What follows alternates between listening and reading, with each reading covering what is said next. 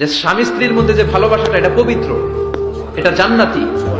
এই ভালোবাসা জান্নাতে শুরু হয়েছিল সাইয়েদনা আদম আর হাওয়ার মধ্য দিয়ে। চিল্লায় কোন ঠিক না?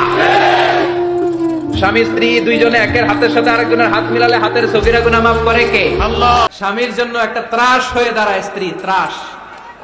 অনেক স্বামী আছে স্ত্রীর এরকম আচরণের কারণে, অতিরিক্ত প্রেসার ক্রিয়েট করার কারণে স্ত্রীদেরকে ভয় পায়।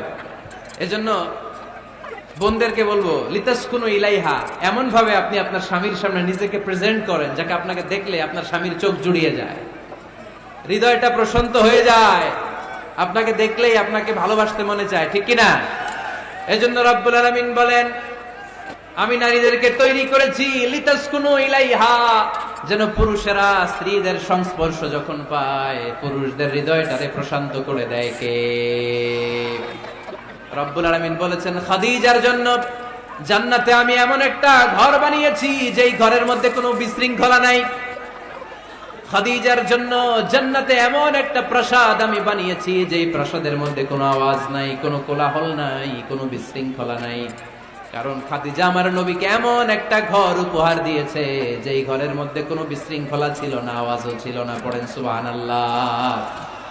আল্লাহ রাসূল যখন সারাদিন কাফেরদের মাঝে কোরআনের দাওয়াত দিতেন, কোলাহল, মারামারি, জীবনের ঝুঁকি নিয়ে মক্কার কুরাইশদের মাঝে যখন দাওয়াত দিতেন, সব বিশৃঙ্খলা, ঝামেলা, গোলমাল শেষ করে রাতের বেলায় যখন খাদিজার ঘরে বিশ্বনবী ঢুকতেন, বিশ্বনবীর হৃদয়টারে প্রশান্ত করে দিত কে?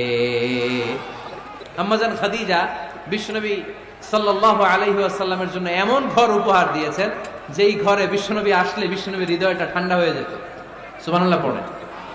অনেক স্ত্রী আছে স্বামী ঘরে ঢুকলেই ঘরে আটা নাই, রুটি নাই, চাল নাই,